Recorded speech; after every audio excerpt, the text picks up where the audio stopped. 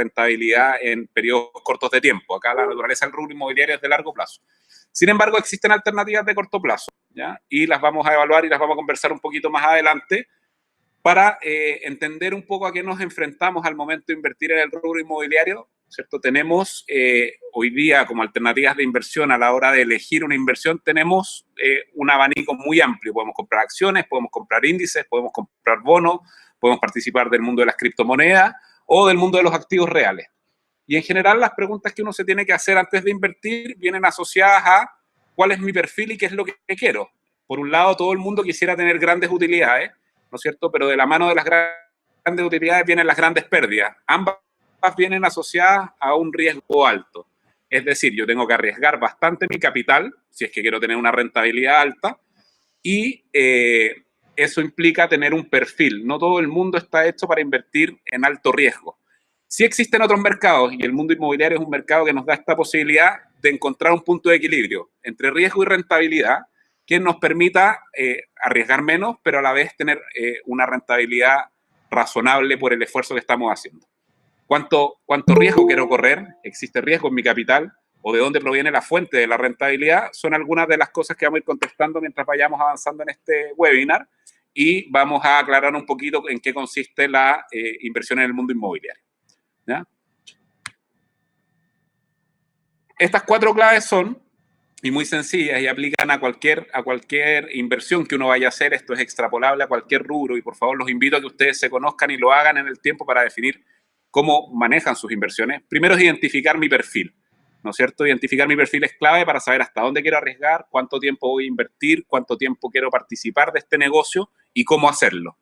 También identificar los tipos de ingresos, de dónde provienen y de cuál es la naturaleza de la generación de esos ingresos. ¿Cuál va a ser mi rol en la inversión? ¿Voy a tomar una inversión pasiva o voy a administrar el negocio en el que estoy invirtiendo? Y por último, evidentemente, y lo más importante es analizar el mercado o submercado, en nuestro caso, en el que vamos a participar. Vamos a partir por la primera clave y la más sencilla, que es identificar nuestro perfil. Nosotros hemos desarrollado esta pequeña guía, ¿no es cierto?, para que podamos identificar qué es lo que queremos hacer a la hora de invertir. Eduardo. Entendamos que existen diversos perfiles y no hay un perfil correcto o incorrecto para invertir. Cada persona tiene su propio perfil y ese perfil va a permitirnos identificar en qué negocio debo o quiero o es más conveniente para mí participar, ¿ya? Primero tenemos que identificar el plazo de la inversión, ¿no es cierto? Como les decía, la naturaleza del rubro inmobiliario es de largo plazo. Sin embargo, existen alternativas de inversión en el rubro inmobiliario de corto plazo.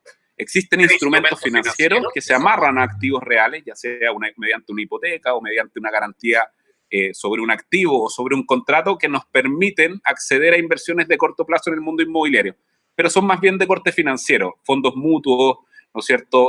Créditos con garantía hipotecaria. Son inversiones en las que yo puedo participar a través de una serie de agentes participando en corto plazo, pero entendamos que la estructuración de estas alternativas nos limitan la rentabilidad a la que podemos acceder en este negocio. Por lo tanto, si queremos acceder a la rentabilidad total del negocio inmobiliario o a la más alta rentabilidad que podamos dentro del negocio inmobiliario asociado a nuestro perfil, tenemos que hablar siempre de inversiones de mediano o largo plazo. ¿Qué se entiende por mediano plazo en el rubro inmobiliario? Cualquier inversión que dure más de un año. Es decir, comprar una propiedad, arreglarla y venderla, comprar un terreno, desarrollar un proyecto, construirlo y venderlo, o largo plazo, ya de frente, es comprar algo para desarrollarlo y luego arrendarlo y usufructuar de sus ingresos en el largo plazo. Identificando nuestro perfil de inversión, de plazo de inversión, la siguiente pregunta que tenemos que hacernos es: ¿cómo quiero participar en el mundo inmobiliario? ¿Quiero hacerlo yo solo o estoy dispuesto a hacerlo de forma colectiva? Esto nos va a permitir identificar qué tipo de negocios podemos hacer, ¿no es cierto? Si yo quiero participar del rubro inmobiliario como una persona individual, ya sea a través de una sociedad o como persona natural, el acceso que tengo a proyectos es bastante más limitado que si lo hago de forma colectiva.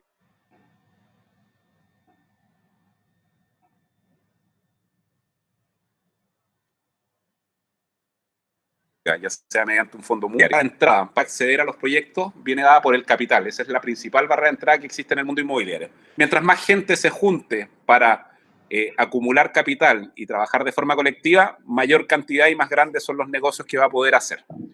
Y por último, hay que identificar el tipo de negocio. El tipo de negocio en el mundo inmobiliario se puede dividir, ¿no es cierto?, en tres principales negocios. Está el negocio de la renta, que es comprar algo para arrendarlo y usufructuar del activo sin la necesidad de venderlo, es decir, generar rentas en el tiempo y flujos recurrentes. El segundo negocio, que es el segundo negocio más conocido y el que participa la mayor cantidad de lo que nosotros entendemos por el rubro inmobiliario, es el desarrollo, es decir, compro un terreno, desarrollo un proyecto, elimino lo que hay en construcción ahí y construyo algo distinto. Sin embargo, como pueden ver, aquí hay un candadito al lado del negocio de desarrollo, porque este es un negocio al que generalmente casi nadie está invitado. Este es un negocio que desarrollan las inmobiliarias de forma propia, con capitales propios o de sus socios, y en términos generales cuesta mucho acceder a participar del desarrollo inmobiliario, porque el desarrollo inmobiliario no solo implica una cantidad de dinero invertido, sino que implica una expertise. Y esta expertise, que viene asociado a un riesgo, en general las inmobiliarias tratan de maximizarlo. Muchos de ustedes pensarán, Felipe está equivocado, de seguro no sabe que existen fondos mutuos de desarrollo inmobiliario en moneda, que existen fondos mutuos de desarrollo inmobiliario en el Banco Santander o en la Raín Vial. Sí, efectivamente existen fondos de desarrollo inmobiliario. Sin embargo, lo que hace un fondo de desarrollo es transformar en una alternativa de largo plazo en una alternativa de mediano o corto plazo mediante la estructuración de una sociedad para el desarrollo de este negocio. Pero ¿qué es lo que hace esto? Generalmente toma el mayor valor y te iguala un benchmark de mercado y te deja a rentabilidades bastante más bajas que las que son el verdadero desarrollo inmobiliario.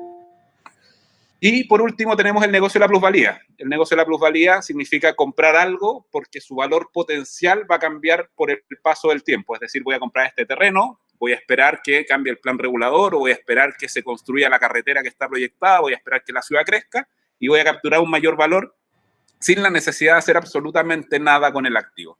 Esos son los tres tipos de negocios inmobiliarios que existen, ¿no es cierto? Y nos ayudan a identificar nuestro perfil de inversión. Si yo combino en qué negocio quiero hacerlo en términos de plazo, de forma y de tipo de negocio, ya tengo una herramienta importante para definir qué es lo que me conviene o qué es lo que debo y no debo hacer a la hora de invertir en el rubro inmobiliario. ¿Ya? Como segundo punto, súper importante para poder definir en cómo invertir en el mundo inmobiliario, hay que identificar los ingresos. Y muy importante al mismo tiempo es no olvidarnos de provisionar. Provisionar significa hacer una pequeña reserva. Entendamos que cuando identificamos nuestros ingresos, entendemos desde dónde proviene la plata que nos va a permitir tener utilidad, pero al mismo tiempo es el dinero que nos va a permitir solventar los gastos propios del negocio. Si esos ingresos no se dan, generalmente implica que inversionistas tienen que meterse la mano al bolsillo para poder solventar estos gastos. Y nunca es la idea tener que estar tapando estas contingencias en el corto plazo, sino que provisionarlas de forma previa. Para identificar la fuente de ingreso hay que tener en vista estos cuatro elementos. De nuevo, esto es una guía que nosotros hemos desarrollado en función de nuestra experiencia. Creemos que es una buena guía para que ustedes se hagan las primeras preguntas y probablemente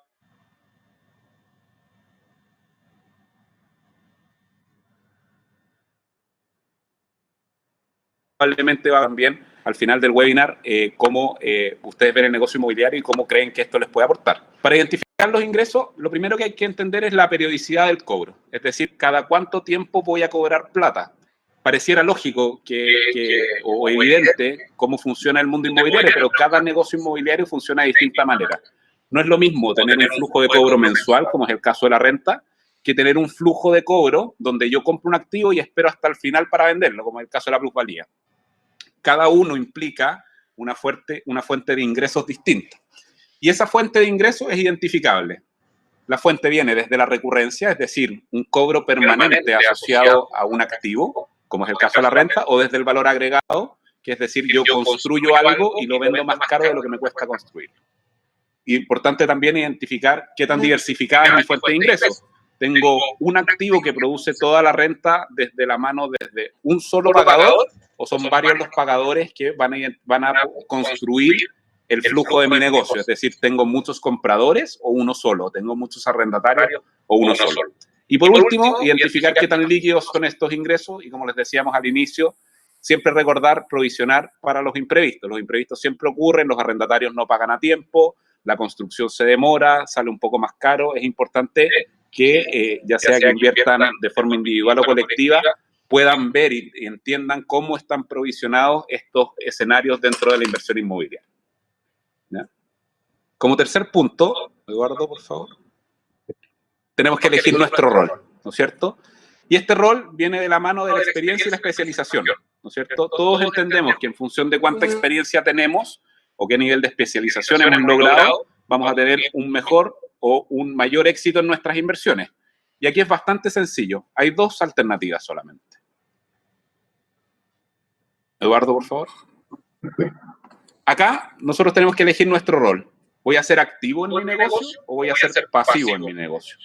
Tomar un rol activo puede hacerte participar de mayores beneficios, ¿no es cierto? Porque reduce los costos de administración de una inversión. Pero la pregunta, más allá de si la rentabilidad es mayor o no por ser activo o pasivo, es ¿qué nivel de involucramiento, qué capacidad de involucramiento tengo yo en un proyecto? Administrar un activo de renta pareciera ser bastante fácil, pero cuando un arrendatario se le rompe una cañería un fin de semana a las 3 de la mañana y te llama por teléfono, no es llegar y partir a arreglarlo, ¿no es cierto? Imagínense cuando eso pasa en un edificio de 300 departamentos o cuando eso pasa en un activo que es industrial, donde ya no podemos acceder al mismo perfil de trabajo, de solución que tenemos cuando jugamos un rol activo en la sociedad. Y eso nos invita, ¿no es cierto?, a tomar un rol pasivo. Se puede acceder a negocios de mayor rentabilidad. Todo el mundo piensa que cuando uno hace las cosas rentan más. Y en la mayoría de los casos es así. Sin embargo, en el mundo inmobiliario la especialización existe y viene dada precisamente porque ese rol pasivo que toma el inversionista se puede traducir en una mejor rentabilidad, a pesar de que hay un mayor costo, porque me permite acceder a un mercado que es más amplio o que es más profundo o que genera mejores ingresos. Y por último, lo más importante, ¿no es cierto? Y la clave del negocio inmobiliario es elegir el mercado. Y vamos a hablar hoy día, y acá me imagino que es por lo que muchos de ustedes se han conectado, es entender cómo estamos viendo la evolución del mercado inmobiliario en Chile con la situación que estamos viviendo hoy día. Existen 4 mercados inmobiliarios principalmente. Está el mercado residencial, está el mercado comercial, está el mercado industrial, ¿no es cierto? Y está el mercado... perdón, se me fue un segundo. Y está el mercado de las oficinas, ¿ya? Vamos a partir conversando desde el mercado residencial y cómo vemos que se ha afectado en el mediano plazo y cómo se va a afectar en el largo plazo. En Chile, además, estamos viviendo una situación que además es doblemente compleja. No solo estamos enfrentando el escenario COVID que está enfrentando el mundo completo, sino además nos enfrentamos a un estallido social con su consecuente plebiscito y nos estamos enfrentando a un proceso de cambio constitucional. Por lo tanto, es un mercado que se ha visto doblemente golpeado. Sin embargo, queremos concentrarnos en los grandes cambios que ha sufrido el mercado, en el efecto conjunto, más allá de explicar cómo se han dado estos cambios de forma individual. En el mercado residencial, en el corto plazo, hemos visto un aumento en la vacancia y un aumento en el impago. La cantidad de gente que se ha visto impactada en sus ingresos ha hecho que todas las personas, que ustedes lo deben saber perfectamente, quienes de ustedes hayan invertido en el mundo inmobiliario, que tienen rentas, hayan dejado de percibir de forma parcial o total estas rentas, ya sea porque se desocupó el departamento o porque la persona que está dentro no puede pagar. Por lo tanto, en el corto plazo, hemos visto este aumento de la vacancia y aumento en el impago. Sin embargo, las perspectivas de mediano plazo son bastante claras en términos de proyectar una recuperación. El mercado ya asumió la vacancia, salvo sectores muy puntuales, que son los que están en torno a Plaza Italia, que todos sabemos, a la Moneda, ¿no es cierto? Y en principal al eje 1 de la línea del metro, ya han recuperado parte importante de sus ingresos y de sus usuarios, sin verse tan golpeados en términos de su capacidad de generación de flujo. Lo que sí estamos viendo es que hay modificaciones de productos en el largo plazo.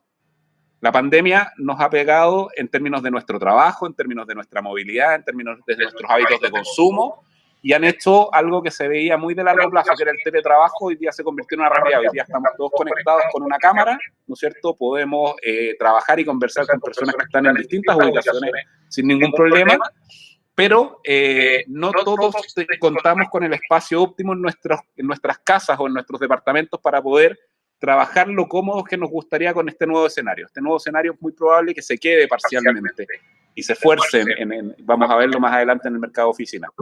Esto está implicando que las inmobiliarias ya están incorporando ciertas modificaciones en los productos. Están empezando a aparecer los home office o las áreas comunes destinadas a trabajo. Antes que era muy difícil encontrar un edificio que tuviera cowork, hoy día es muy fácil encontrar en los nuevos proyectos que las áreas comunes, los salones de eventos, se están transformando en espacios de trabajo que permiten a la gente estar más presente en sus casas. Esto implica un aumento en calidad de vida, tenemos menos tiempos de desplazamiento y esto va a cambiar importantemente el tipo de productos que se desarrolla en el futuro, ¿ya? Eso es como vemos el arriendo o cómo se mueve el mercado residencial. En términos del mercado comercial, hay un aumento en el riesgo de cierre de los locales, ¿no es cierto? Especialmente aquellos que están catalogados como no básicos. Hoy día, por razones obvias, no pueden abrir. Y como ustedes habrán visto hoy en las noticias, Mall Plaza tuvo que cerrar uno de sus centros comerciales producto de la aglomeración de gente. Esto va a implicar un cambio en la forma en la que consumimos. Y ese cambio también va a ser transitorio en una parte. Debiera volver a la normalidad. Los malls no van a desaparecer, los centros comerciales no van a desaparecer. Entendamos que es una lógica de muchos años que se ha venido construyendo y funcionan bien porque precisamente concentran una oferta importante que es cómoda para los usuarios en un espacio pequeño que lo hace cómodo para el comercio también. Pero aquellos locales que no sepan resolver la problemática de la operatividad en el tiempo de COVID, es muy probable que cierren muchos locales comerciales y que no todos esos locales abran de la misma forma. Estamos viendo cambios en el patrón, en los patrones de consumo. Estamos privilegiando el comercio local por sobre el mall, el comercio local por sobre el supermercado. Cada vez es más la gente que va al comercio de barrio a abastecerse por miedo a contagiarse o por miedo a exponerse a una masa de gente grande. Pero al mismo tiempo esto está revitalizando ciertas zonas o ciertos segmentos del comercio básico que antes estaban perdidos. La panadería de barrio, la cafetería cerca de la casa. El mismo hecho que se desconcentren las oficinas va a generar nuevos polos de comercio y eso es súper importante. Y también estamos viendo un aumento del comercio electrónico que va a implicar de forma natural hoy día el 200% de crecimiento respecto de la Navidad anterior en términos de compras en línea, solo en el periodo de Navidad. Nos dicen que el comercio electrónico viene para quedarse. Amazon anunció la generación de un gran centro de distribución. Mercado Libre acaba de hacer una inversión de $100 millones porque efectivamente ellos están liderando un impulso en la forma en la que entendemos el comercio. Y eso va a afectar a los pequeños locatarios, a los pequeños locales, a los centros comerciales y va a hacer que esto cambie, ¿ya? Hablemos cómo ha cambiado lo industrial también, ¿no es cierto? Lo industrial, efectivamente, todo viene amarrado. El trabajo, el comercio y la industria no son mercados que sean independientes entre sí, pero sí tienen unas dinámicas que son individuales de cada uno. Hoy día, los cambios de modelos logísticos están impulsando un aumento de la demanda. En los últimos 5 años, y no hablando de la pandemia, hemos visto como cada vez es más común, ¿no es cierto?, contar con más temporadas o más avances de temporada desde la perspectiva del comercio, del retail de ropa. Esto implica que tiene que haber más espacios de almacenamiento, una logística que se tiene que implementar de forma más rápida. El almacenamiento ya no puede ser algo que esté muy alejado de mis centros de distribución, por lo tanto, estos modelos logísticos han impulsado operadores de última milla y una serie de cambios tecnológicos que han hecho que la industria, en lo que es el mercado industrial, se haya tenido que profesionalizar. Aumento de la demanda de almacenamiento, de comercio y de personas.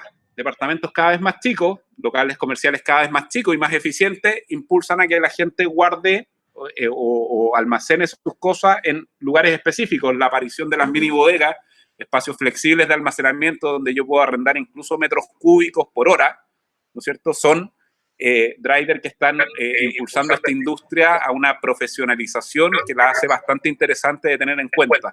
¿Por qué? Porque al descentralizarse desde el mundo de lo industrial, han impulsado a la reaparición de espacios industriales dentro de la ciudad, sin la molestia de lo que implica ser una industria en sí, sin tener que producir en el lugar, pero sí almacenar muy cerca de los consumidores.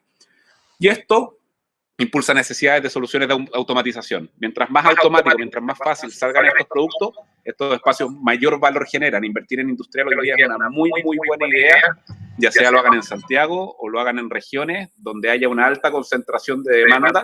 Es un negocio que parece bastante interesante de explorar, ¿ya? Y los invitamos a explorarlo, ¿no es cierto? Por favor, nunca se queden cuando tengan la posibilidad de participar en un seminario o tengan la posibilidad de participar en una alternativa de inversión, siempre hagan su propia investigación, siempre revisen los drivers del negocio, siempre contacten, siempre hagan las preguntas, porque precisamente es ahí donde reducimos el riesgo de nuestras propias inversiones y es importante revisar y validar de forma externa lo que nosotros nos cuentan o nos muestran en este tipo de seminarios. El mercado que creemos que mayor impacto va a sufrir de todas maneras con el coronavirus es el mercado de las oficinas. Aumento de la vacancia, aumento del impago, menores perspectivas de recuperación que el mercado industrial, producto de que el teletrabajo ya se convirtió en una realidad para casi todas las empresas que son prestadoras de servicio. El teletrabajo ha hecho que muchas pequeñas y medianas empresas hayan reformulado totalmente su funcionamiento. En nuestro caso en particular, nosotros funcionábamos con nuestro equipo completo en una oficina donde estábamos y nos juntábamos todos los días, trabajábamos, teníamos reuniones presenciales. Hoy día somos 100% digital.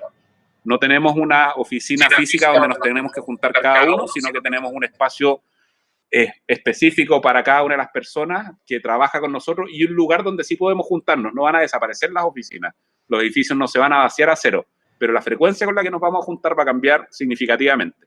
Sobre todo en las grandes empresas. ¿Qué sentido tiene hacer viajar a la gente 2 horas en metro para poder llevar la contabilidad de Nestlé en su oficina de Las Condes? Si ellos pueden estar, y hoy día con el comercio electrónico, con el sistema de facturación electrónica, ellos pueden hacerlo prácticamente desde su casa. Entendiendo que no todo el mundo va a trabajar desde su casa, esto va a generar una descentralización de la oferta. Y esto va a impulsar un mercado completamente desestructurado en Chile.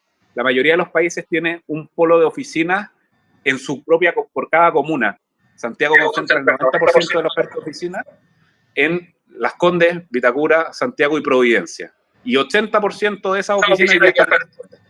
No tiene ningún sentido, ¿no es cierto?, participar o seguir construyendo en un lugar donde el suelo es tan caro, un espacio de trabajo que termina siendo muy caro para las empresas que trabajamos y decidimos tener a nuestros empleados ahí, si los puedo tener más cerca de su casa, darles una mejor calidad de vida y transformar ese ahorro en un mejor resultado para mi empresa o en un mejor pago para mis trabajadores. Esto queríamos repasar hoy día, ¿no es cierto? Son las alternativas, estas 4 claves que le estamos compartiendo. He visto que se han hecho un montón de preguntas, que la gente tiene preguntas súper específicas. Los quiero dejar con este pensamiento que es de Robert Kiyosaki, el autor de Padre Rico, Padre Pobre. Espero que es un libro que muchos hayan leído, si no los invito a leerlo. Él es muy, muy claro en términos de cómo construir y contribuir a la riqueza y nos deja con esta frase que es súper importante. La inversión inmobiliaria, incluso en una escala pequeña, es un medio probado y verdadero para contribuir al flujo de caja y la riqueza individual. La mayoría, el 90% de las personas que son millonarias en el mundo en este minuto, lo han hecho porque han invertido en activos inmobiliarios. Los activos inmobiliarios bien seleccionados al administrador, bien seleccionado al activo, son de muy bajo riesgo, ¿no es cierto? Cuando uno habla e invierte en inmobiliaria, lo que arriesga es la rentabilidad, nunca el activo. Porque si yo compro un departamento y lo compro un poco caro para el minuto actual, espero un poco y lo vendo cuando haya recuperado precio. No tengo por qué perder. Distinto es si yo compro una acción de LAN. Si LAN pierde el 80-90% de su valor en la fluctuación de mercado y no lo recupera en el tiempo, no tengo cómo recuperar esa plata. Si una empresa quiebra, no tengo cómo recuperarlo. En el mundo inmobiliario siempre me quedo con un activo, ¿ya? Así que los dejo con esa reflexión.